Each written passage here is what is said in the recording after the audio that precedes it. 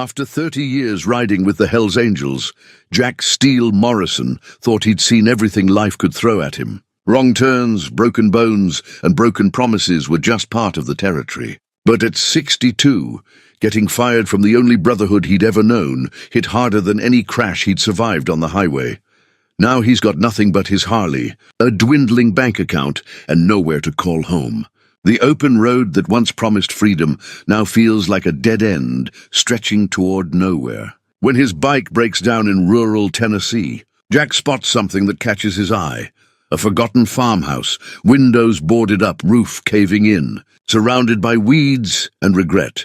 What he doesn't know is that fixing this broken house will change everything, including himself. But will the small town accept a former outlaw trying to rebuild his life? Before we jump back in, tell us where you're tuning in from. And if this story touches you, make sure you're subscribed, because tomorrow I've saved something extra special for you. Jack Morrison had been 18 when he first threw his leg over a Harley-Davidson and felt the engine's rumble speak directly to his soul. That was 44 years ago, back when his hair was black instead of silver-streaked. When his hands were smooth, instead of scarred from countless bar fights and road accidents. The Hells Angels had found him in a dive bar in Oakland, nursing a beer and a black eye from his latest run-in with authority. They offered him something he'd never had before, a family that wouldn't abandon him, a brotherhood that demanded nothing except loyalty and the willingness to ride into hell for your brothers. He'd given them 30 years of his life. 30 years of wearing the colors with pride, of defending the patch with his fists, and sometimes more. He'd run drugs across state lines, collected debts from men who thought they could hide from the Angels, and done things that would have sent him to prison for life if the law had ever caught up with him. But times changed. The younger members wanted flash over substance, social media presence over old-school respect. They talked about branding and market presence, like the Angels were some kind of corporation, instead of an outlaw motorcycle club built on blood and brotherhood. The final straw came during a chapter meeting in Riverside. Jack had questioned a decision to partner with some tech entrepreneur who wanted to use the Angel brand for an energy drink. The kid couldn't have been more than 25, talking about synergy and demographic targeting, while wearing designer jeans that probably cost more than Jack's monthly rent. Maybe it's time for the old guard to step aside, the chapter president had said, not quite meeting Jack's eyes. Let the new generation take the club where it needs to go. The termination letter arrived 3 days later. Formal, typed on club letterhead, like he was being laid off from some office job. 30 years of brotherhood reduced to 2 paragraphs, and a demand to surrender his colors immediately. Jack had stared at that letter for hours, sitting in his 1-bedroom apartment above a tattoo parlor in San Bernardino. The walls were covered with photographs from the road, him and his brothers at rallies in Sturgis, group shots outside dive bars, from Bakersfield to Barstow, faces of men who'd been closer than family until corporate thinking infected the club like a virus. He'd packed everything he owned into a single duffel bag and strapped it to the back of his bike. The 1987 Harley Softail was the only thing he truly owned, bought with his own money and maintained with his own hands. The club couldn't take that away from him. For 3 weeks, he'd ridden east with no destination in mind. He avoided the usual biker haunts, staying away from places where he might run into Angels or their rivals. The open road that had once been his sanctuary now felt like exile, each mile taking him further from the only identity he'd ever known. The bike started acting up somewhere outside Memphis. The engine coughed and sputtered, losing power on hills that it should have climbed without effort. Jack pulled into a gas station and spent an hour with his head under the hood. But the problem was deeper than anything he could fix with the basic tools in his kit. He limped the Harley through small towns with names like Whiteville and Bolivar, looking for a motorcycle shop that might have the parts he needed.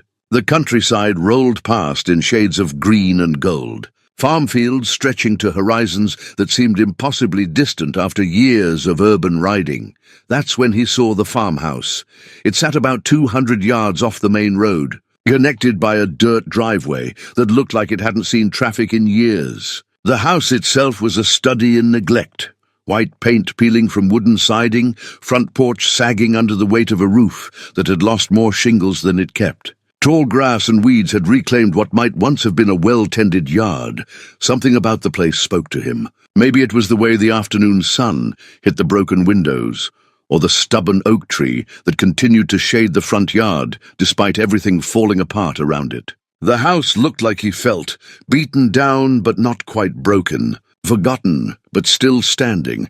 His bike died completely just as he turned into the driveway. Jack pushed the Harley up the overgrown driveway, gravel crunching under the wheels and his worn boots. The bike felt heavier than usual, dead weight without the engine's vibration to give it life. Sweat beaded on his forehead despite the cool October air. The front porch groaned under his weight as he climbed the steps. A rusty screen door hung askew on broken hinges, and the main door stood slightly ajar. Jack hesitated before pushing it open, old habits making him cautious about entering someone else's territory uninvited. The smell hit him first. Dust, mildew, and something else he couldn't quite identify. Abandonment had its own scent, he realized. The front room was dim, afternoon light filtering through boards nailed over the windows. Furniture sat covered in white sheets, like ghosts of a former life. Jack pulled out his phone to use as a flashlight and began exploring. The kitchen still held dishes in the sink, plates and cups waiting for someone who would never return to wash them. A calendar on the wall showed April 2012, frozen in time. Whoever had lived here had left in a hurry, or maybe just stopped caring about the place. In the living room, he found a mantelpiece lined with family photographs. A young couple on their wedding day, the woman in a simple white dress, the man in his army uniform. Children at various ages playing in what must have been this same yard when it was green and well-tended. An older version of the same couple, standing proudly beside a vegetable garden. Jack studied their faces in the dim light. They looked happy, grounded in a way he'd never been. This had been a home, not just a house. People had built a life here, raised children, celebrated birthdays and anniversaries. Now it was dying by inches, reclaimed by time and neglect. He found the deed in a kitchen drawer, folded inside an old phone book. The property belonged to Robert and Helen Mackenzie, purchased in 1978. Tax records showed payments had stopped in 2012. A sticky note in faded blue ink was attached to the deed, for Tommy, when you're ready to come home. Loved Grandpa Rob. The upstairs held 3 bedrooms, one clearly a child's room, with model airplanes hanging from the ceiling and a train set gathering dust on a plywood table. The master bedroom felt sacred somehow, personal items still arranged on the dresser as if their owners might return at any moment. By the time Jack finished exploring, the sun was setting. He stood on the back porch, looking out over what had once been a substantial garden. Remnants of fence posts marked old boundaries. A few stubborn tomato plants had somehow survived years of neglect, producing small, bitter fruit that no one would harvest. His stomach growled, reminding him he hadn't eaten since morning. The closest town was probably 15 miles back the way he'd come. His bike wasn't going anywhere tonight, and walking that distance in the dark held no appeal. Jack made a decision that surprised him. He would stay here tonight, sleep in this abandoned house like some kind of trespasser. He'd slept in worse places during his years on the road. At least this place had a roof, even if it leaked. He retrieved his sleeping bag from the bike and set up camp in the living room, moving some of the covered furniture to make space. The house settled around him as darkness fell, old wood creaking and expanding. He ate a can of beans cold and washed it down with warm beer from his saddlebags. Lying in his sleeping bag, Jack stared at the ceiling where patches of moonlight leaked through gaps in the roof. This was rock bottom, he realized. 62 years old, fired from the only family he'd ever known, sleeping in a stranger's abandoned house with a broken-down motorcycle and less than $300 to his name. But something about the place felt right, in a way he couldn't explain. Maybe it was the silence after years of engine noise and bar fights. Maybe it was the sense that this house had held real love, real family, things he'd never quite managed to find in 30 years of brotherhood. Tomorrow, he'd figure out what to do about his bike. Maybe hitch a ride to town and find a mechanic. Tonight, though, he would sleep in a house where people had once been happy, and try to remember what that felt like. Jack woke to sunlight streaming through the broken roof, dust motes dancing in golden shafts like tiny spirits. His back ached from sleeping on the hardwood floor, but he'd slept better than he had in weeks. The house was quiet, except for the sound of birds outside and the distant hum of traffic from the main road. He made instant coffee with water from a plastic bottle, heating it over a small camping stove he'd pulled from his saddlebags. Standing on the back porch with his steaming cup, Jack surveyed the property in daylight. The yard was bigger than he'd realized, maybe 3 acres of overgrown grass and weeds. The bones of the old garden were still visible, raised beds outlined in rotting timber, a greenhouse with most of its glass panels broken. Something about the neglect bothered him more than it should have. This place had been loved once. Someone had put care into every detail, from the hand-built garden beds to the stone pathway that led from the house to what looked like a tool shed. In the shed, Jack found treasure, a collection of hand tools that had been properly stored and oiled before abandonment. Hammers, saws, chisels, and levels, all bearing the patina of regular use. A workbench ran along one wall, scarred by decades of projects. Someone had been handy here, had taken pride in building and fixing things. Jack picked up a claw hammer, testing its weight. The handle was worn smooth by countless hands, shaped by years of honest work. He hadn't done construction since his early 20s, before the angels found him. But muscle memory was a strange thing. His hands remembered the feel of tools, the satisfaction of building something useful. The broken window in the kitchen nagged at him. Just a small thing really, but it let in rain and cold air. Jack found a piece of plywood in the shed and some nails. Within an hour, he'd made a temporary patch that would keep the weather out until he could find proper glass. One repair led to another. The front porch railing had a loose board that would be dangerous if someone leaned on it. Easy enough to tighten the screws. The gutters were clogged with years of leaves and debris. Jack climbed up with a ladder from the shed and cleared them out, remembering how his grandfather had taught him to clean gutters as a boy. By mid-afternoon, he'd made a list of everything that needed fixing. It was a long list. The roof needed new shingles. Several windows were broken or had frames that were rotting. The front steps were pulling away from the foundation. The plumbing probably didn't work, and he hadn't even looked at the electrical system. His stomach reminded him he needed food, and his bike still needed attention. Jack walked the 2 miles to the main road and caught a ride with a farmer driving an old pickup truck. "You're staying out at the Mackenzie place?" the farmer asked, giving Jack a curious look. The man was probably 60, with weathered hands and suspicious eyes. "Just temporarily. My bike broke down. Shame about that house." Rob Mackenzie was a good man. Worked that land for 30 years before his grandson got himself killed in Afghanistan. After that, Rob just lost heart. Helen had already passed, and Tommy was all they had left.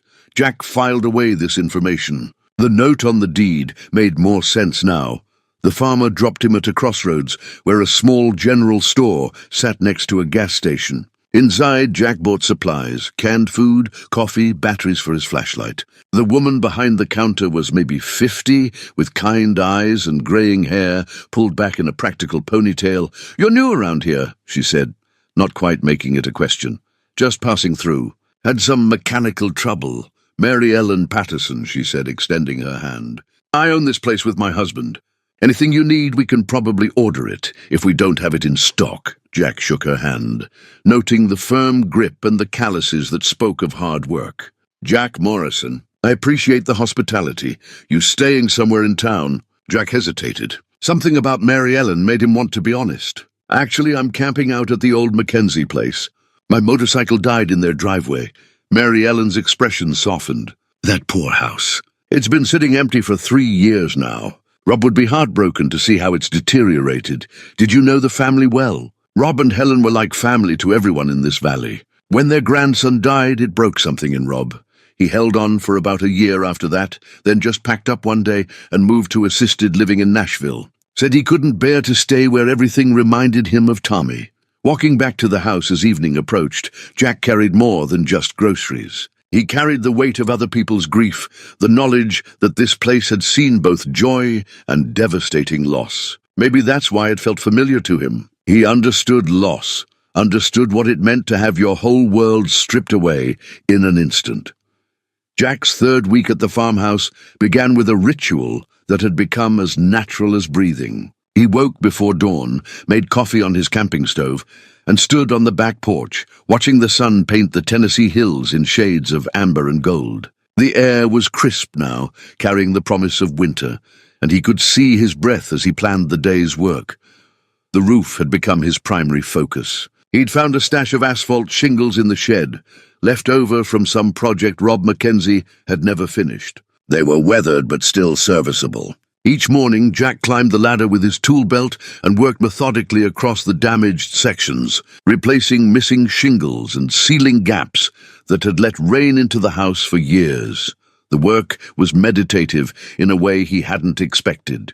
After decades of living by the club's schedule, riding when they rode, fighting when they fought, the simple rhythm of hammer against nail felt like meditation. His hands remembered skills from his youth, when he'd worked construction crews during hot Oklahoma summers, saving money and dreaming of escape.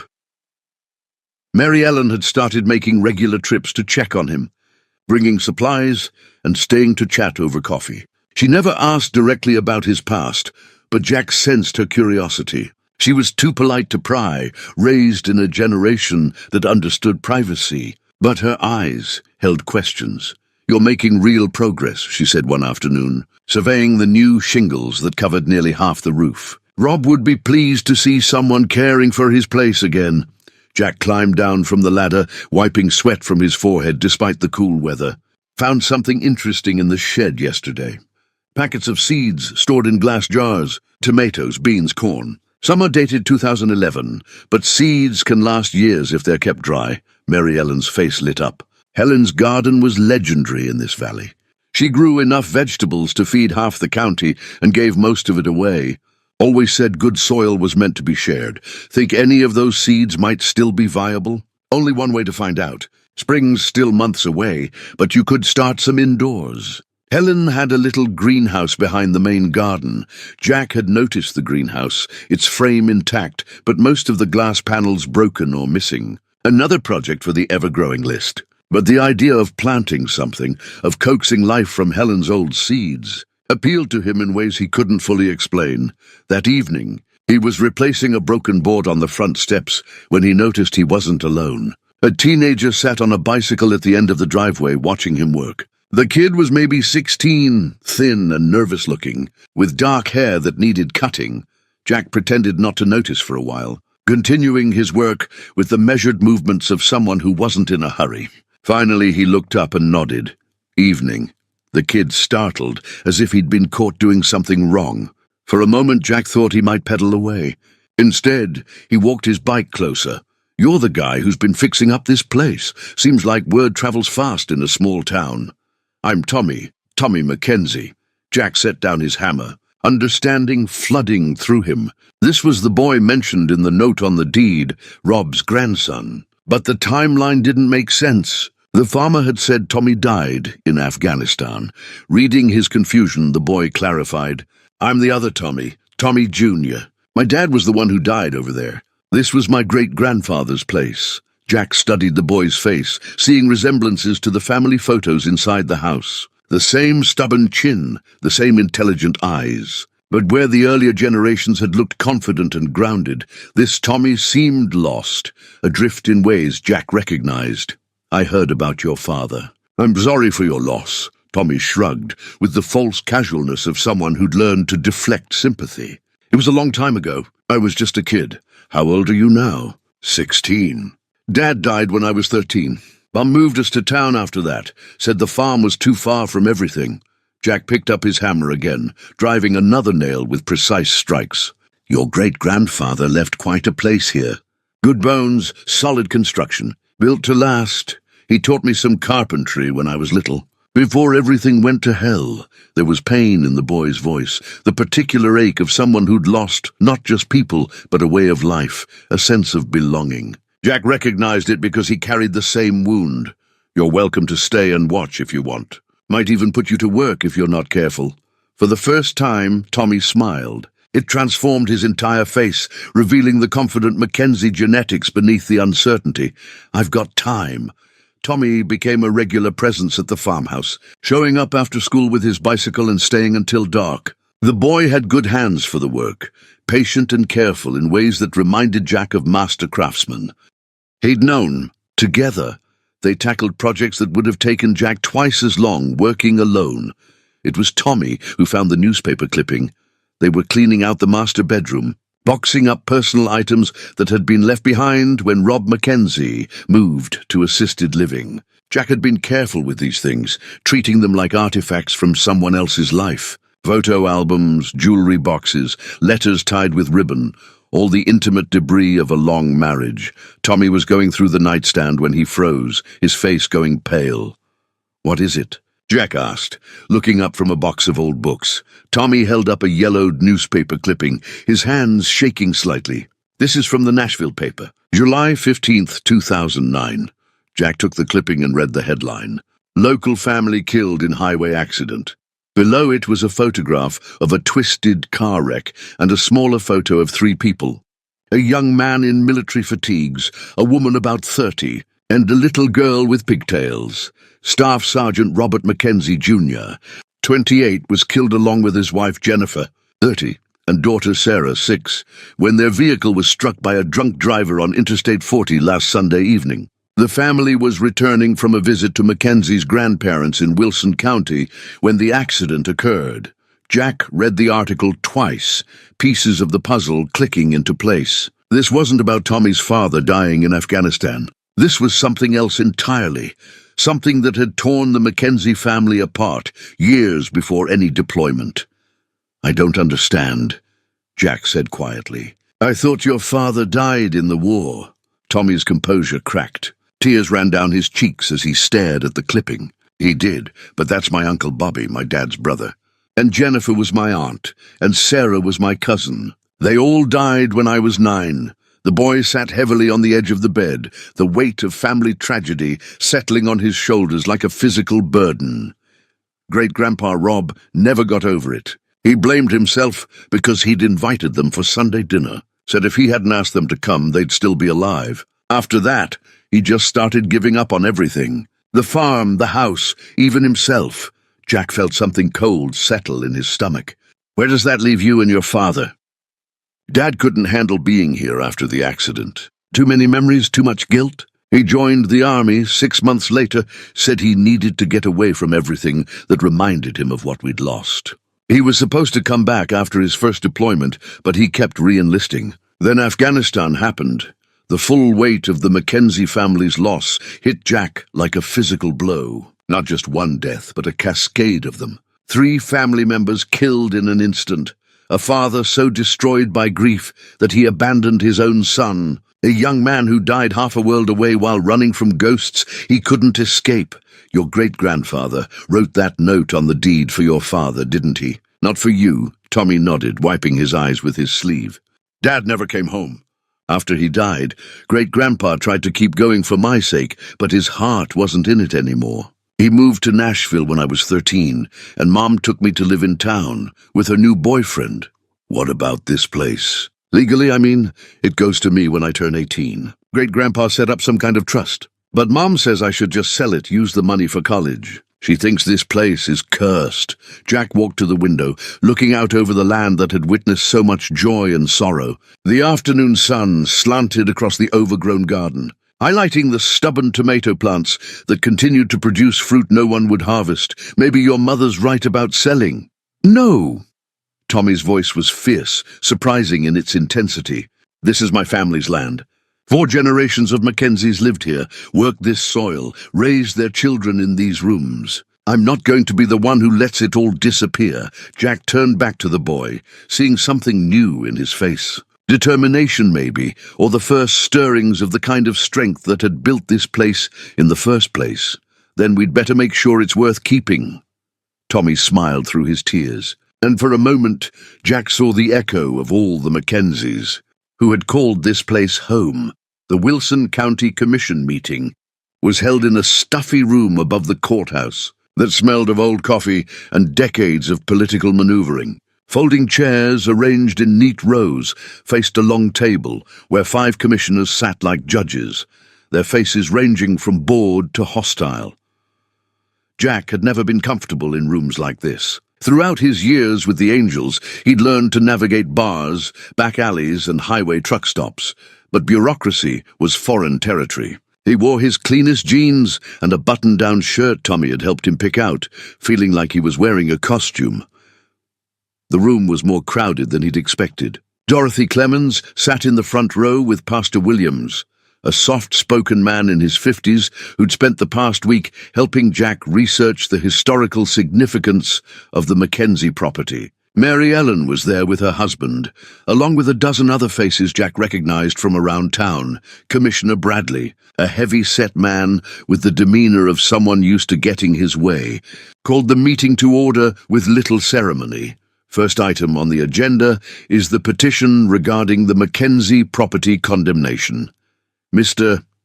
He consulted his papers with obvious irritation. Mr. Morrison, you have 5 minutes to present your case. Jack stood, his mouth dry despite the coffee he'd consumed that morning. He'd practiced this speech with Tommy and Pastor Williams, but facing the commissioners felt like standing before a hostile jury. Thank you. My name is Jack Morrison, and for the past 2 months, I've been living at and restoring the Mackenzie farmhouse on Old County Road 12. I'm here to request that you reconsider the condemnation. Order, Commissioner Bradley interrupted. Before Jack could continue, Mr. Morrison, are you the legal owner of this property? No, sir, but I'm speaking on behalf of Tommy Mackenzie, the heir to the property, who's a minor. Where is young Mr. Mackenzie? He's here, Jack gestured to Tommy, who stood nervously beside Mary Ellen. But I thought it would be appropriate for an adult to present the formal petition, Commissioner. Bradley's expression suggested he found nothing appropriate about the situation. And what exactly is your relationship to this family, Mr. Morrison? Jack felt the weight of the room's attention. This was the moment he'd been dreading, when his past would either help or destroy any chance of saving the house.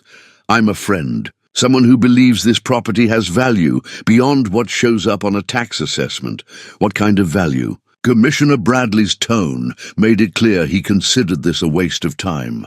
Jack had prepared for this question, but the prepared words suddenly seemed inadequate. Instead, he found himself speaking from the heart, the value of continuity, of remembering that families like the Mackenzies built this county, worked this land, served in our wars, and contributed to the community for generations. That house has sheltered 4 generations of good people, and it deserves better than being bulldozed for a highway that half the county doesn't want. A murmur ran through the crowd. Commissioner Bradley banged his gavel once.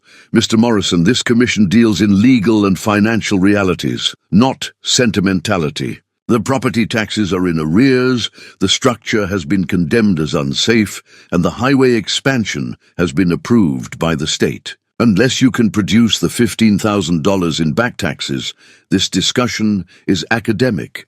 Jack felt his prepared speech crumbling. He looked back at Tommy, seeing the boy's face fall as the harsh reality of bureaucracy crushed their hopes. That's when Mary Ellen stood up. Commissioner Bradley, I'd like to address the commission.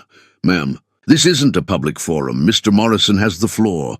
Actually, Pastor Williams said, rising beside her, I believe Mrs. Patterson has every right to speak as a concerned citizen about county business. Mary Ellen didn't wait for permission. My family has lived in this county for 4 generations. My great-grandfather homesteaded here in 1889. I've watched this community grow and change, mostly for the better. But I've also watched us lose things that matter. She paused, looking directly at Commissioner Bradley. When we tear down the Mackenzie house, we're not just removing a building. We're erasing a piece of our history. And for what? A highway that will bring noise and pollution and turn our rural roads into shortcuts for truck traffic. Other voices joined hers. Dorothy Clemens spoke about the historical significance of the property. Pastor Williams presented research showing the house qualified for the National Register of Historic Places. A farmer named Henderson complained about the highway's impact on agricultural operations. Commissioner Bradley tried to maintain order, But the room had found its voice. Person after person stood to defend not just the house, but the idea that some things were worth preserving even when preservation was inconvenient. Finally, Tommy himself stood up. His voice was quiet but clear in the suddenly silent room. My great-grandfather loved this land. My father died defending this country. My family gave everything they had to this community.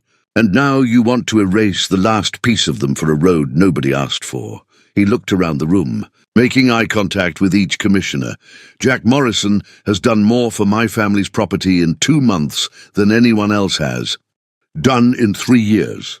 Maybe it's time this county started taking care of people who take care of us. 1 year later, Jack stood on the same back porch where he'd first watched the sunrise over the Tennessee hills, but everything had changed. The coffee in his hands was brewed in a proper kitchen with running water and electricity. The roof over his head was solid, sealed against the weather with new shingles and careful craftsmanship. The garden beyond the porch showed the first green shoots of spring vegetables, planted from seeds that had waited years for someone to give them purpose. The county commission had voted 3-2 to delay the condemnation, giving Jack and Tommy 6 months to bring the property up to code and clear the tax debt. What followed was something Jack had never experienced in 30 years with the Hells Angels, a community mobilizing to help one of its own. Mary Ellen organized a fundraising drive that raised $8,000 in 3 weeks. Pastor Williams connected them with a historical preservation grant that covered another $4,000. Local contractors donated labor and materials. Even Commissioner Bradley, faced with overwhelming community pressure, had quietly arranged for the county to waive penalty fees. Tommy had thrown himself into the restoration work with the passion of someone reclaiming his heritage. After school and weekends, he learned plumbing and electrical work, mastered the art of hanging drywall, and developed the patient eye needed for finish carpentry. Jack watched the boy transform from a lost teenager into a young man with purpose and skills. The house itself had been reborn. What had been a monument to abandonment was now a home again. Jack had moved into the small bedroom that had once belonged to Tommy's father, while keeping the master bedroom as a shrine to Rob and Helen Mackenzie. Their photographs still lined the mantelpiece. But now they were surrounded by evidence of new life, fresh flowers from the garden, books being read rather than gathering dust, the smell of actual cooking instead of decay. Tommy's mother had been the biggest surprise. Sarah Mackenzie, worn down by years of struggle and disappointment, had initially opposed her son's involvement with some stranger living in a condemned house.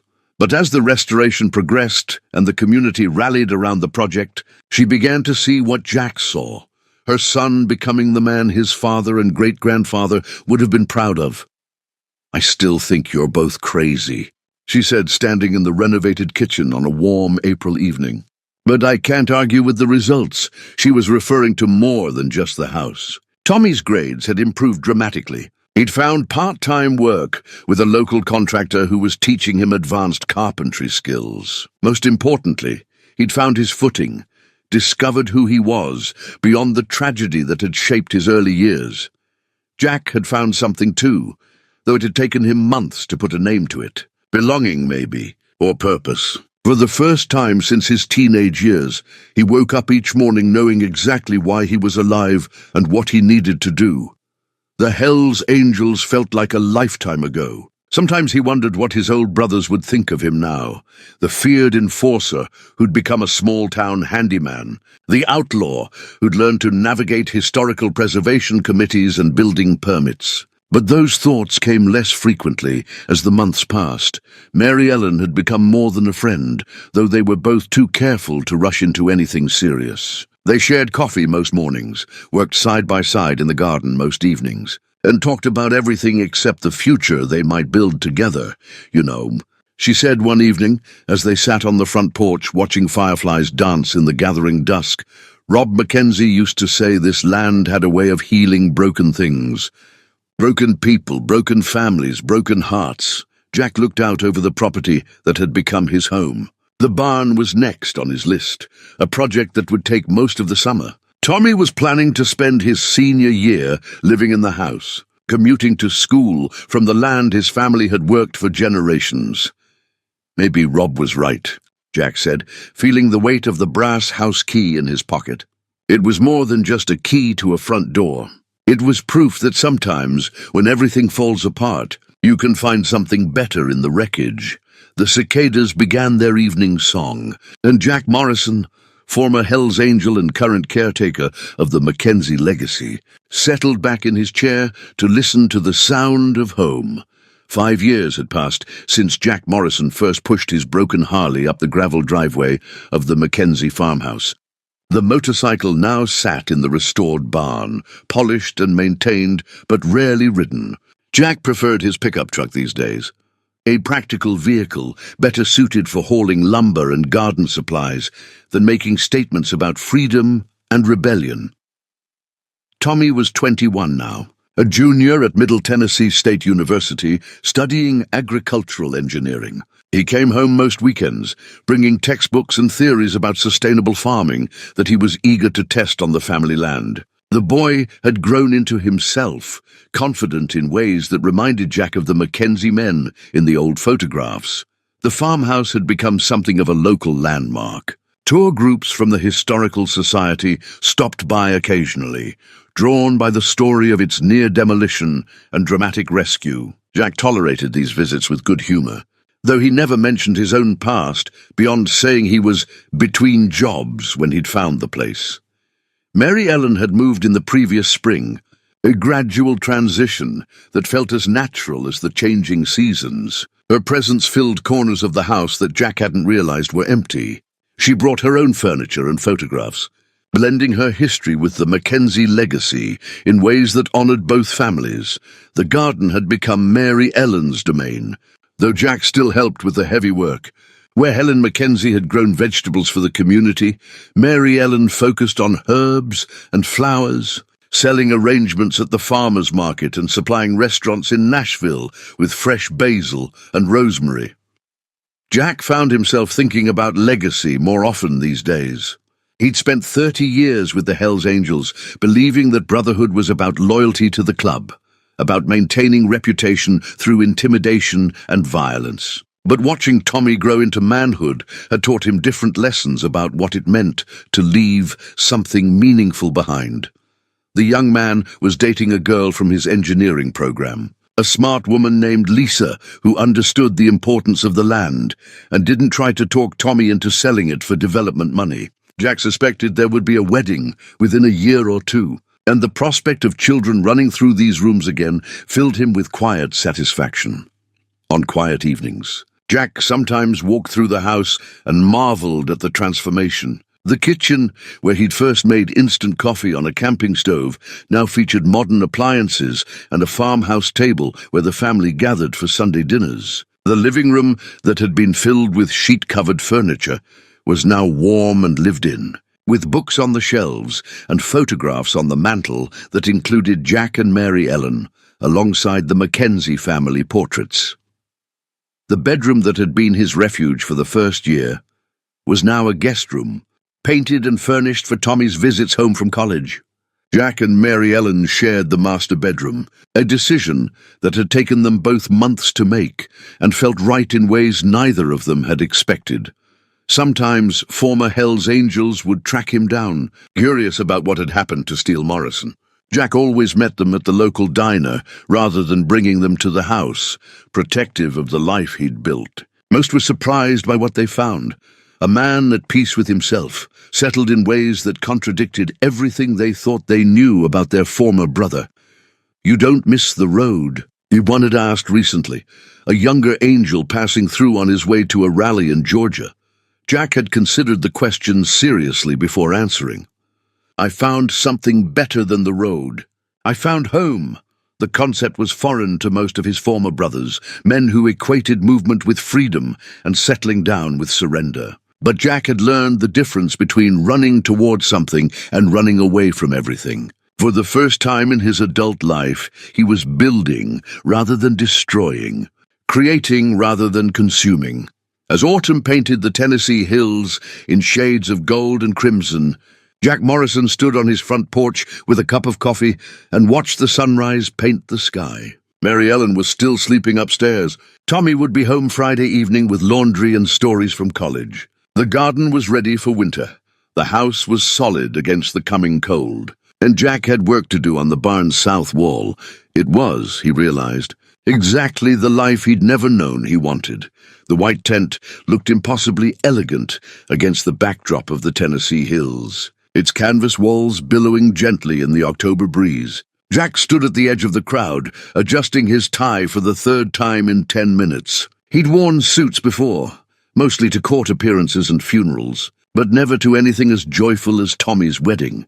Lisa was beautiful in the way that college-educated women often were, confident, articulate, and clearly devoted to the young man she was about to marry. Her family had driven down from Kentucky, city people who'd been politely puzzled by the rural setting until they saw what Tommy and Jack had built together. The farmhouse gleamed in the afternoon sun, every board and shingle a testament to patient craftsmanship.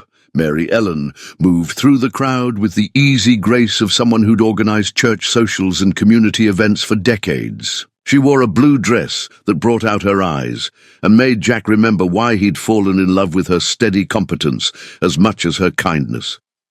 "You clean up pretty well for an old biker," she said, straightening his collar with the familiarity of 5 years together. "Don't get used to it. This monkey suit goes back to the rental place tomorrow." Tommy appeared at Jack's elbow, looking nervous and handsome in his black tuxedo. "Jack, I need to ask you something." "What's that, son?"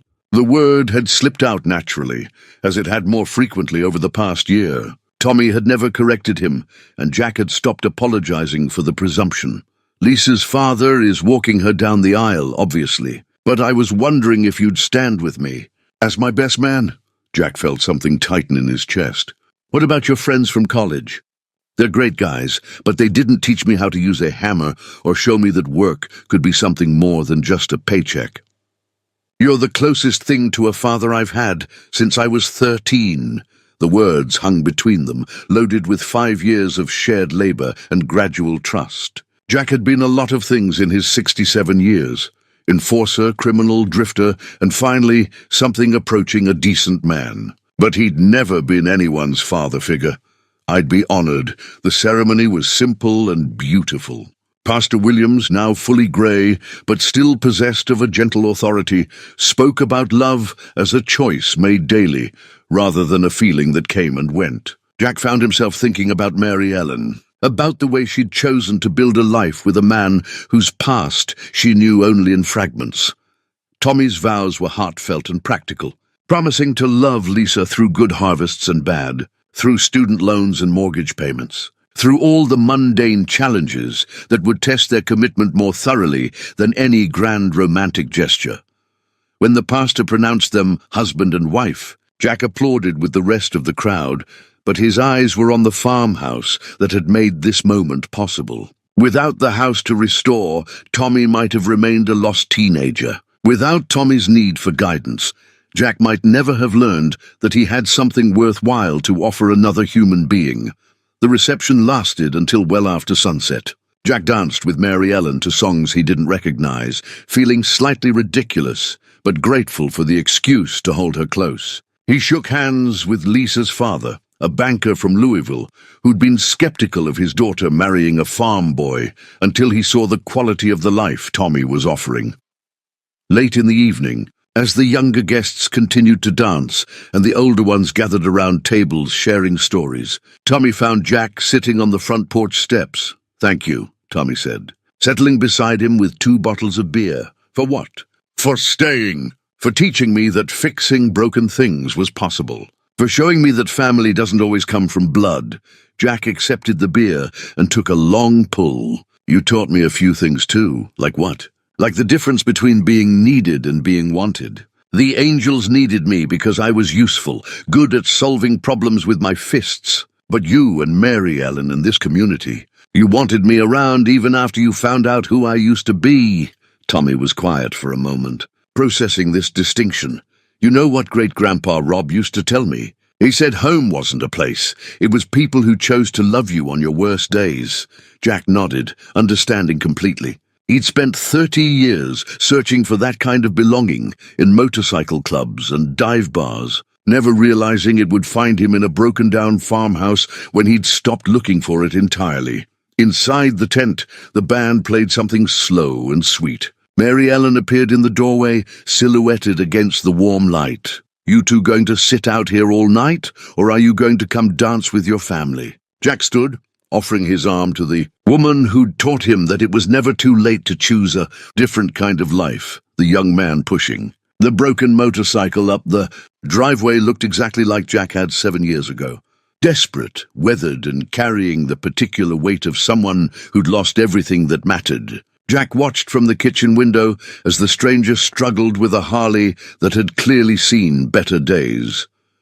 Mary Ellen joined him at the window, drying her hands on a dish towel. "Looks familiar." Too familiar. Jack set down his coffee cup and headed for the front door. The stranger was maybe 40, with the lean build and careful eyes of someone who'd learned to watch for trouble. His leather jacket bore no colors, but Jack recognized the stance, the way he held himself apart from the world. This was a man between lives, caught in the dangerous space where old identities had died, but new ones hadn't been born yet. "Engine trouble?" Jack called out as he approached. The man looked up, assessing Jack with the quick evaluation of someone who'd spent years determining whether strangers represented opportunity or threat. "Yeah, started making noise about 20 miles back, then just died. I'm Jack Morrison. This is my place. Sorry, man. I saw the driveway and thought maybe I could get off the main road, figure out what's wrong without blocking traffic." Jack studied the motorcycle, recognizing the symptoms of a blown head gasket. "What's your name?" "Danny. Danny Reeves." "Well, Danny, that bike's not going anywhere today. Probably not this week. You got somewhere to be?" Danny's laugh held no humor. "Not really. Was just riding, seeing where the road took me." Jack nodded, understanding the aimlessness that came with having no destination. "You hungry?" Danny hesitated, clearly suspicious of unexpected kindness. "I don't have much money." Didn't ask about money. Asked if you were hungry. Inside the farmhouse, Mary Ellen had already set an extra place at the kitchen table. She'd lived with Jack long enough to recognize the signs. Another lost soul, drawn to the place where broken things got fixed. Danny ate with the careful manners of someone who'd learned not to take food for granted. He answered Jack's questions with the minimum information necessary, revealing little beyond his name and the fact that he'd been riding east from somewhere in New Mexico. "You former military?" Jack asked, recognizing something in Danny's bearing. "Marines. 2 tours in Afghanistan before everything went to hell stateside." "What kind of hell?" Danny shrugged. "Wife left, took the kids. Lost my job when the plant closed. Spent 6 months drinking myself stupid before I figured out that wasn't solving anything." Jack refilled Danny's coffee cup, remembering his own journey from the Angels to this kitchen table. "So you decided to ride it off? Something like that." "Figured maybe if I kept moving, I'd eventually find somewhere that felt right." Mary Ellen spoke for the first time since Danny had entered the house. "Sometimes what feels right finds you instead." After lunch, Jack showed Danny to the guest bedroom that had once been his own refuge. "You can stay here while we figure out your bike situation. There's a shower down the hall, clean towels in the closet. I can't pay you, didn't ask you to. But if you're going to be here a few days, you might as well make yourself useful. I've got a barn roof that needs attention, and these old bones don't climb ladders like they used to." Danny's suspicion was gradually replaced by something that might have been relief. "Why are you doing this?" Jack considered the question, remembering asking Mary Ellen something similar years ago. "Because someone did it for me once. Because this house has a way of attracting people who need fixing, and I've learned that fixing people is more satisfying than I expected." That evening, Jack found Danny on the front porch, staring out at the hills as darkness settled over the valley. The younger man held a beer but hadn't opened it. "Peaceful here," Danny said. "It is now." "Wasn't always." Jack settled into the chair beside him. "This place was falling apart when I found it. Roof leaking, windows broken, everything overgrown and neglected. What happened to it?" "Same thing that happens to most places. People stopped caring for it. Lost the people who made it home, and without them, it just started dying." Danny opened his beer and took a careful sip. "How'd you bring it back?" "One board at a time, one window at a time, one day at a time. Turns out fixing things is mostly about showing up consistently and doing the work, even when you don't feel like it." They sat in comfortable silence, watching fireflies begin their evening dance in the grass. Jack thought about Tommy and Lisa, probably settling into their new apartment near the university. About Mary Ellen inside, reading in the living room where he'd once slept on the floor. About all the small decisions and daily acts of care that had transformed this place from ruins into home. "The bike's probably fixable," Jack said eventually. "Might take a week or two to get parts, but it's not beyond saving." Danny nodded, understanding that they weren't just talking about motorcycles anymore. Danny's story came out in fragments over the following days, revealed through conversations while they worked side by side on the barn roof. Unlike Jack, who had guarded his past like a secret, Danny seemed almost eager to share the weight of his failures with someone who wouldn't judge them. He'd grown. Up in a small town outside Albuquerque, the son of a mechanic who taught him to work with his hands before the military taught him to work with weapons. 2 tours in Afghanistan as a combat engineer, defusing roadside bombs and building forward operating bases in hostile territory. He'd been good at it, the kind of soldier who thrived on dangerous work and clear objectives. "Problem with war," Danny said, carefully positioning a new shingle, "is that it gives your life structure. Wake up, mission briefing, execute, debrief. Everything has a purpose, even when that purpose is terrible." Jack understood the appeal of structure, having found it first in the Hells Angels and later in the daily rhythm of farmhouse repairs. "What happened when you came back?" "Nothing happened. That was the problem. No missions, no clear objectives, just civilian life stretching out like a highway to nowhere." Danny had married his high school girlfriend 2 weeks after his first deployment, convinced that love and good intentions would be enough to bridge the gap between who he'd been and who the military had made him. Jessica had tried to understand, but understanding required sharing experiences that couldn't be translated into civilian language. "She used to ask me what Afghanistan was like," Danny said, his hammer pausing mid-swing. "How do you explain watching your buddy step on an IED? How do you describe the smell of burning diesel and blood? How do you tell someone you love that some part of you misses the clarity of knowing exactly who the enemy was?" The marriage had lasted 3 years and produced 2 children before Jessica finally admitted that she was married to a stranger. Danny had tried to change, to become the man she'd thought she was marrying. But the effort of constant translation between his inner and outer worlds had exhausted them both. The divorce was almost a relief, Danny admitted. At least then I could stop pretending to be someone I wasn't. The job at the aircraft parts factory had been good work, steady pay assembling components for commercial jets. Danny found satisfaction in precision manufacturing, the way individual parts came together to create something larger and more complex. But when the plant closed and moved operations to Mexico, he joined the ranks of skilled workers with obsolete skills. 6 months of unemployment benefits, then nothing. I started drinking more, sleeping less, picking fights with people who looked at me wrong. One morning I woke up on my bathroom floor with blood on my knuckles and no memory of how it got there. That was when Danny had bought the Harley, a decision that made no financial sense but felt emotionally necessary. If he was going to lose everything anyway, at least he could choose how to lose it. I told myself I was looking for work, following leads in other states. But really, I was just running. Easier to be a drifter than to face the fact that I'd failed at everything that was supposed to matter. Jack listened, without offering advice or empty reassurances. He'd learned that men like Danny didn't need sympathy as much as they needed someone to witness their story without trying to fix it. The work itself was therapeutic, the repetitive motion of hammering shingles, providing a rhythm that allowed difficult truths to emerge. By the end of the week, they'd finished the barn roof and moved on to repairing fence posts in the back pasture. Danny worked with the methodical competence of someone who understood tools and materials, but Jack could see the younger man struggling with larger questions about purpose and direction. What happens when the bike's fixed? Jack asked one afternoon as they reset a gatepost that had been leaning for years. I don't know. Keep riding, I guess. See what's down the road. What if what you're looking for isn't down the road? What if it's something you have to build where you are? Danny paused in his digging, considering the question. I've tried building before. Wife, house, job, all the things you're supposed to want. Didn't work out so well. Maybe you were building the wrong things. Or building them for the wrong reasons.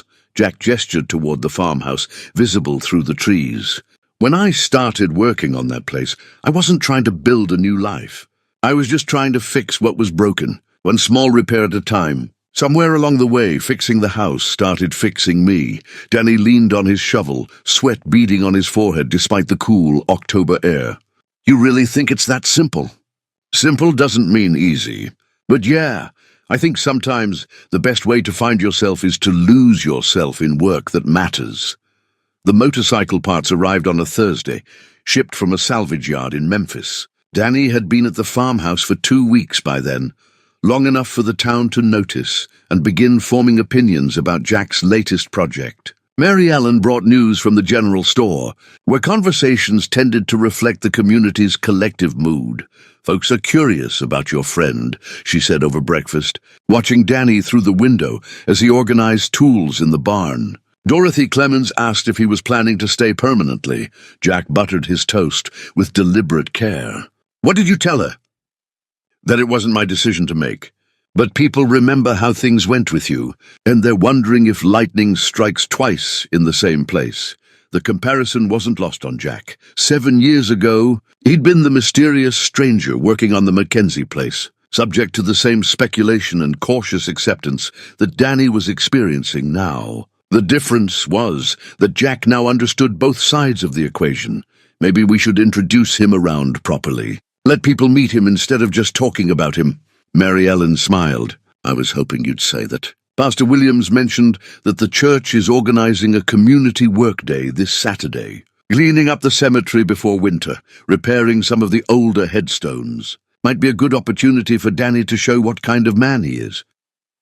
Jack found Danny in the barn, studying the motorcycle engine with the focused attention of someone who understood mechanical systems. The Harley was partially disassembled, its components arranged on a clean tarp with military precision. How's it looking? Jack asked. Better than I expected. The head gasket's shot, like you thought, but the cylinders are in good shape. Should be running again by this weekend. Jack leaned against the workbench, watching Danny work. The younger man had found his rhythm over the past 2 weeks, falling into the kind of productive routine that Jack remembered from his own early days at the farmhouse. There's a community workday this Saturday at the Methodist Cemetery. Wondered if you might want to help out before you hit the road again. Danny looked up from the engine, grease on his hands and a question in his eyes. You think that's a good idea? I'm not exactly the church type. Neither was I, but this town has a way of judging people by their actions more than their history. Might be worth showing them who you are when you're not running from something.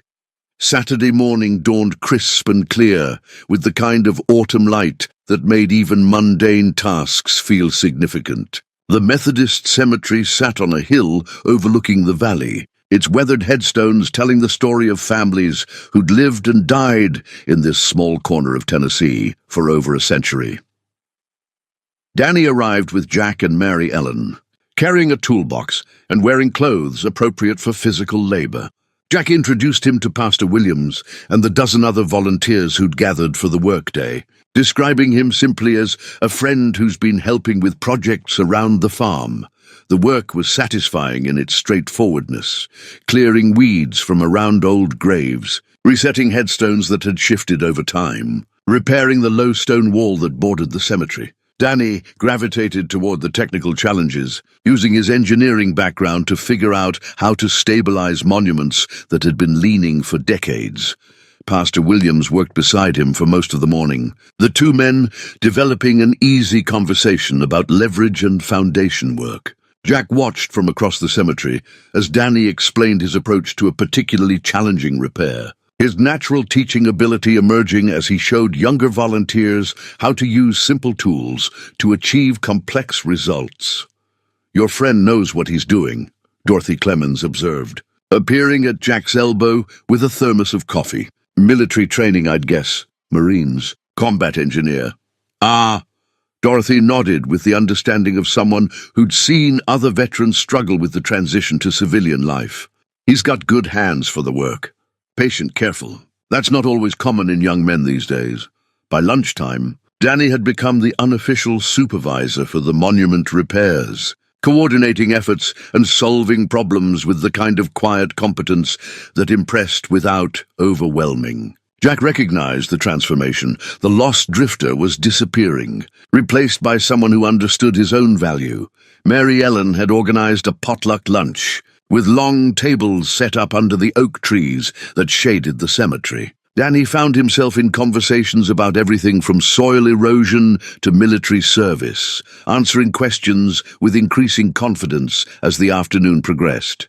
"You've done this kind of work before?" asked Jim Henderson, a local farmer whose own military service had ended decades earlier. "Different kind of engineering, but the principles are the same. Build something that lasts, use the right materials, respect the foundation." Jack listened to these exchanges with the satisfaction of someone watching a plan come together. Danny wasn't performing for the community. He was simply being himself, allowing his natural competence and consideration to show through honest work. As the afternoon wound down and volunteers began cleaning up their tools, Pastor Williams approached Danny with a thoughtful expression. "We've got more projects like this around the county. Historic preservation work mostly. Not much pay, but steady work for someone with your skills. If you're interested..." Danny's motorcycle roared to life on Sunday evening, its engine running smooth and strong after 3 days of careful rebuilding. He sat astride the Harley in the farmhouse driveway, testing the throttle response and listening to the familiar rumble that had carried him across half the country.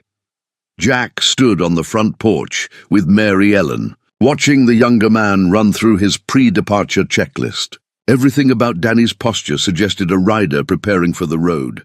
Saddlebags secured, tool rolls strapped to the frame, gas tank topped off. But something in his expression looked uncertain. "Sounds good," Jack called over the engine noise. Danny nodded and shut off the motorcycle. The sudden silence felt heavy with unspoken questions. "Pastor Williams wasn't kidding about that preservation work," Danny said, pulling off his helmet. "I stopped by his office this morning. There's a whole list of historical sites around the county that need attention. Old churches, family cemeteries, even a covered bridge that's been condemned. Sounds like steady work." "Yeah. Problem is, it's here. And I've been running for so long, I'm not sure I remember how to stay anywhere." Mary Ellen stepped forward, her expression gentle but direct. "Running's easier than staying, but it's not necessarily better." "Jack can tell you about that." Danny looked between them, clearly wrestling with competing impulses. "I appreciate everything you've done for me, both of you. But I don't want to be another charity case, another lost soul you have to fix." Jack understood the pride behind those words, the fear of being seen as weak or dependent. He'd felt the same way during his early weeks at the farmhouse, when accepting help felt like admitting defeat. "You think that's what this is about? Charity, isn't it?" Jack walked down the porch steps, approaching the motorcycle with the careful respect due to another man's most prized possession. "When I first showed up here, I thought Mary Ellen and this community were helping me out of some misguided sense of Christian duty. Took me months to realize they weren't trying to save me. They were trying to save themselves." Danny's forehead wrinkled in confusion. "What do you mean?" "Small towns die when they stop attracting new people, new energy, new ideas. This place was slowly emptying out. Young people leaving for cities, businesses closing, families moving away. When someone like you or me shows up with skills and willingness to work, we're not a burden. We're exactly what a community needs to survive." Mary Ellen joined them beside the motorcycle. "The historical preservation work isn't charity, Danny. It's a real job with real pay, funded by state grants and private donations. Pastor Williams has been trying to find qualified people for 2 years. And the skills you learned in the military," Jack added, "they translate directly to this kind of work. Foundation repair, structural engineering, project management. You're not starting over from nothing." You're applying what you already know to problems that matter. Danny ran his hand along the motorcycle's fuel tank, a gesture Jack recognized as the physical equivalent of thinking out loud. What if I'm not ready to settle down? What if I mess it up like everything else? Then you get back on that bike and leave, Jack said simply. Nothing's permanent except the choice to quit trying. They stood in comfortable silence for several minutes, each man lost in his own thoughts. The evening light slanted across the valley, painting the farmhouse and surrounding fields in shades of gold that made everything look like a postcard from a life worth living. Finally, Danny spoke. If I stayed, where would I live? I can't impose on your hospitality forever, Mary Ellen smiled. There's a small apartment above the hardware store in town. Mrs. Patterson mentioned it's been empty for 6 months, and she's been looking for the right tenant. And if I wanted to keep the bike? There's a garage behind the apartment, Jack said. Mrs. Patterson's late husband used to work on cars there. Still has a lift and all the tools you'd need for maintenance. Danny looked back at the farmhouse, taking in the restored roof, the painted siding, the garden where Mary Ellen grew herbs for the farmer's market. This place really changed your life, didn't it? Changed me anyway. For the better, I think. And you believe it could do the same for me? Jack considered the question seriously before answering. I believe you could do the same for yourself if you had the right place to try. Question is, do you want to find out what happens when you stop running and start building? Danny's hand moved to the motorcycle's ignition key, but he didn't turn it. Instead, he looked toward the town lights beginning to twinkle in the distance, toward a future that might include steady work, community connections, and the kind of quiet satisfaction that came from fixing things that mattered. I guess there's only one way to find out. 3 months later, Jack found Danny elbow-deep in the foundation of the old Calvary Baptist Church, directing a crew of volunteers in the delicate work of underpinning a 130-year-old stone foundation. The church had been abandoned for decades, its congregation long since merged with the Methodist Church in town. But the building itself was a masterpiece of 1890s craftsmanship that deserved preservation. How's it looking down there? Jack called from the scaffolding where he was working on window restoration. Danny emerged from the crawl space, dirt on his clothes and satisfaction on his face. Better than I expected. The original masons knew what they were doing. We just need to shore up the northeast corner where water damage has been working for 20 years. The preservation project had become Danny's first major assignment, a test of both his technical skills and his ability to manage volunteer labor. Jack watched the younger man coordinate the work with the kind of quiet authority that came from genuine competence rather than borrowed power. Mr. Reeves. Sarah Chen, a graduate student from Vanderbilt who was documenting the restoration for her thesis, approached with a clipboard full of questions. I need to get some measurements of the original stonework before we install the new supports. Danny nodded, already pulling a measuring tape from his tool belt. Let's start with the cornerstones. Those will give us the baseline for everything else. Jack smiled as he watched the interaction. Danny had found his element in this work, combining his engineering background with newfound knowledge of historical construction techniques. More importantly, he'd found his confidence again, the sense of purpose that had been missing since his discharge from the Marines. The apartment above the hardware store had suited Danny perfectly, small but comfortable, with enough space for his motorcycle and tools. It provided the independence he needed while keeping him connected to the community. Mrs. Patterson had proven to be an ideal landlord, offering advice when asked but respecting her tenant's privacy. He's a good worker, she'd told Jack the previous week. Quiet, pays his rent on time, and he fixed my washing machine without being asked. That's the kind of tenant you hope for.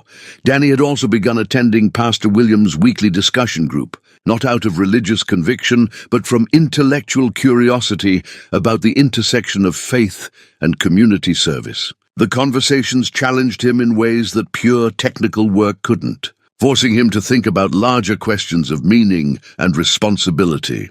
The work we're doing here, Danny had said to Jack one evening as they shared coffee on the farmhouse porch, it's not just about preserving buildings. It's about preserving the idea that communities can take care of things that matter, even when there's no immediate profit in it. Jack had recognized the transformation in those words. Danny was no longer just doing a job. He was participating in something larger than himself, contributing to the continuity that made small-town life sustainable across generations. The Covered Bridge project would be Danny's next challenge, a complex restoration requiring both historical accuracy and modern engineering standards. The state had provided funding through a heritage tourism grant, recognizing that the bridge could become a destination for visitors interested in 19th century craftsmanship. It's going to require some custom metalwork, Danny explained to the County Historical Society board during their monthly meeting. The original iron fittings were hand-forged, and we need to match them exactly. I've been in touch with a blacksmith in Jolton who specializes in period reproduction work. Jack sat in the back of the meeting room, listening to Danny present his restoration plan with the measured confidence of someone who'd found his calling. The board members asked technical questions that Danny answered without hesitation, demonstrating both his understanding of the work and his ability to communicate complex ideas to non-experts. After the meeting, Dorothy Clemens approached Jack with her characteristic directness. "Your friend has turned out well. Different from you, but cut from similar cloth. How so? Both of you understand that fixing things requires patience and respect for what came before. That's rarer than it should be in young men these days." Walking back to his truck after the meeting, Jack reflected on the truth of Dorothy's observation. Danny had indeed found his place in the community, but through his own path rather than simply copying Jack's journey. Where Jack had been drawn to domestic restoration and family building, Danny was gravitating toward public works and historical preservation. The diversity of their contributions strengthened the community in ways that went beyond the specific projects they completed. They represented proof that small towns could still attract capable people, that rural life offered opportunities for meaningful work that cities couldn't match. As Jack drove home to Mary Ellen and the farmhouse that had become the center of his world, he thought about the cycles of renewal that kept communities alive. People arrived broken, found purpose in useful work, and eventually became the foundation for the next generation of lost souls seeking redemption through service. The call came on a rainy Tuesday in November, just as Jack was finishing his morning coffee.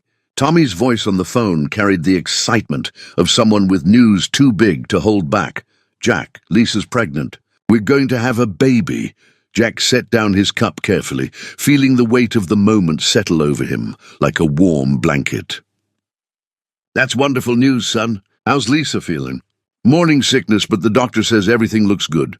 We're due in late June. Jack, I wanted to ask you something." "What's that?"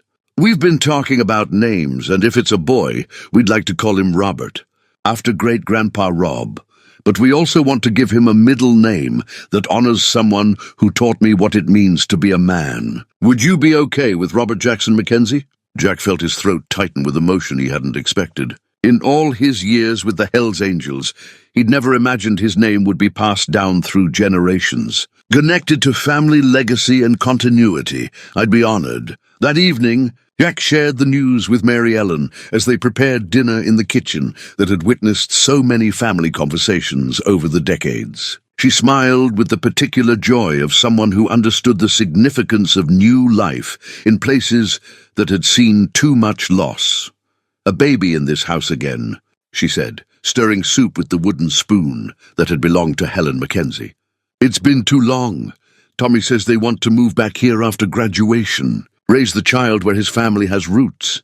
Mary Ellen nodded, already envisioning the changes a young family would bring. This place was meant for children. All those bedrooms upstairs, the big yard, the garden where little hands can learn to grow things. Jack walked to the window overlooking the back pasture, imagining a small child running between the vegetable rows, learning the same lessons about patience and care that had transformed his own life. The continuity felt profound in ways he struggled to articulate. The next morning brought another surprise. Danny appeared at the farmhouse kitchen door, holding a letter and wearing the expression of someone with complicated news. "Remember I told you about my ex-wife Jessica and my kids?" Jack poured coffee for both of them, recognizing the careful way Danny was approaching whatever he needed to say. "She called last night. Her new husband got transferred to Nashville for work. They're moving to Tennessee next month. How do you feel about that? Danny sat heavily at the kitchen table, unfolding the letter with deliberate care. Scared, excited, confused. I haven't seen Emma and Jake in almost 2 years. They were 8 and 6 when I left New Mexico. Now Emma's 10 and Jake's 8, and I'm basically a stranger to them. What does Jessica want? She wants to try again. Not with us, but with me being part of their lives. She says the kids ask about me, wonder why their dad doesn't visit or call. Jack understood the complexity of Danny's situation. Military service and divorce had created wounds that couldn't be healed quickly, but proximity offered opportunities that distance made impossible. What would that look like? Jessica suggested I could see them every other weekend, maybe some holidays. She wants to take it slow, make sure I'm stable before we commit to regular visitation. And are you? Stable? Danny considered the question seriously. More than I've been in years. The work with Pastor Williams has been good for me. Having a purpose, being part of something bigger than my own problems. But being a father again, he shook his head. I don't know if I remember how. Nobody remembers how to be a parent, Mary Ellen said, appearing in the kitchen doorway with an armload of laundry. You figure it out as you go, same as everything else worth doing. Jack thought about Tommy, about the gradual way they'd built trust and affection through shared work and consistent presence. Start with what you know. Teach them things. Spend time working on projects together. Kids respond to genuine attention more than grand gestures. Danny folded the letter and slipped it into his shirt pocket. Jessica wants to meet with me next week when they come to look at houses. She says the kids don't have to know yet, not until we figure out if this can work. What do you want it to work toward? I want to be the father I should have been from the beginning. I want them to know they can count on me, that I won't disappear again when things get difficult. Jack recognized the determination in Danny's voice, the same resolve that had carried him through difficult restoration projects. Then show them, not with words but with actions. Be where you say you'll be, do what you say you'll do. Trust gets built one decision at a time. As Danny left for work at the covered bridge site, Jack reflected on the expanding circle of family and connection that seemed to radiate from the farmhouse. Tommy and Lisa preparing for parenthood, Danny working to reconnect with his children, all of them finding ways to repair relationships that had been damaged by time and circumstance. The pattern felt intentional, as if the house itself attracted people who needed to learn about commitment and continuity, then sent them back into the world with the skills to build lasting relationships. The letter arrived on a Wednesday in late spring, bearing the return address of the Tennessee Department of Transportation. Jack opened it with the same careful attention he'd once given to legal documents from the Hells Angels, though this time without the accompanying dread. Notice of highway project cancellation, he read aloud to Mary Ellen as she worked in the herb garden. Due to environmental concerns and community opposition, the Wilson County Highway Expansion Project has been officially terminated. Mary Ellen straightened from her planting, dirt on her hands and satisfaction on her face. So the farmhouse was never really in danger, not from the highway anyway. Turns out sometimes fighting for something is more important than whether you win or lose. The irony wasn't lost on him. 7 years ago, he'd fought to save a house from demolition, rallying a community around the idea that some things were worth preserving. Now the threat that had originally brought them together had simply evaporated, rendered irrelevant by changing priorities and environmental regulations. But the house had been saved long before the highway project was cancelled. Saved by repair work and community investment, by Tommy's commitment to his family legacy, by Jack's decision to stay and build rather than run and destroy. Robert Jackson Mackenzie had arrived 3 weeks early, a healthy baby with his father's determined chin and his mother's intelligent eyes. Jack had held his namesake for the first time in the same kitchen where he'd once made instant coffee on a camping stove, marveling at the weight of new life in his work-roughened hands. He's going to grow up here, Tommy had said, looking around the restored farmhouse with the satisfaction of someone who'd successfully passed a heritage forward. 5th generation of Mackenzies to call this place home. Jack had nodded, understanding that his own role in the family story was both essential and temporary. He'd been the bridge between loss and renewal, the catalyst that allowed the Mackenzie legacy to continue. But the future belonged to Tommy and Lisa and their son, just as it should. Danny's reconciliation with his children had progressed more smoothly than anyone had dared hope. Emma and Jake visited every other weekend, shy at first, but gradually warming to a father who'd learned patience and consistency through restoration work. Jack often saw them at the covered bridge site, where Danny taught them about engineering principles while they helped with simple tasks. "They're good kids," Danny had told Jack the previous weekend. "Smart, resilient, willing to give their old man a second chance he probably doesn't deserve." "None of us deserve second chances," Jack had replied. "That's what makes them grace." The covered bridge project was nearing completion, its 19th century craftsmanship restored to full glory through Danny's careful attention to historical accuracy and structural integrity. The State Tourism Board had already designated it a heritage site, expecting visitors from across the region to come see an example of American engineering from a simpler time.